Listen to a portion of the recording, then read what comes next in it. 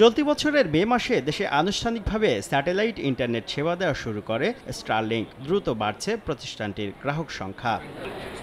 মানসম্মত গ্রাহক সেবা নিশ্চিত করতে কালিয়াকৈরের হাইটেক পার্কে এই দুটি এবং রাজশাহী ও যশোরে একটি করে মোট 4টি গ্রাউন্ড স্টেশন স্থাপন করেছে স্টারলিংক। প্রতিষ্ঠানটি এখন চায় বাংলাদেশের গেটওয়ে ব্যবহার করে পার্শ্ববর্তী দেশে ইন্টারনেট সেবা দিতে। সম্প্রতি বিটিআরসিকে চিঠি দিয়ে অনুমোদন চেয়েছে।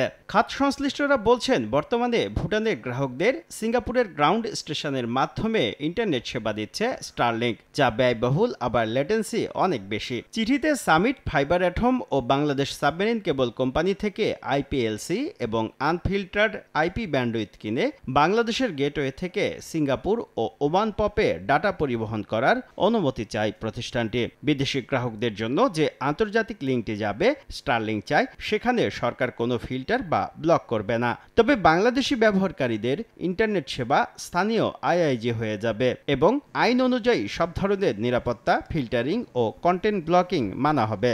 বিটিআরসি বলছে, এনজিএসও গাইডলাইন পর্যালোচনা এবং দেশের স্বার্থ বিবেচনায় সিদ্ধান্ত নেওয়া হবে। সংশ্লিষ্টরা বলছেন, এক দেশের ট্রাফিক যখন অন্য কোনো দেশের মধ্য দিয়ে ভিন্ন কোনো দেশে যায়, তা সাধারণত মধ্যবর্তী দেশের ফিল্টারিংয়ের আওতায় থাকে না।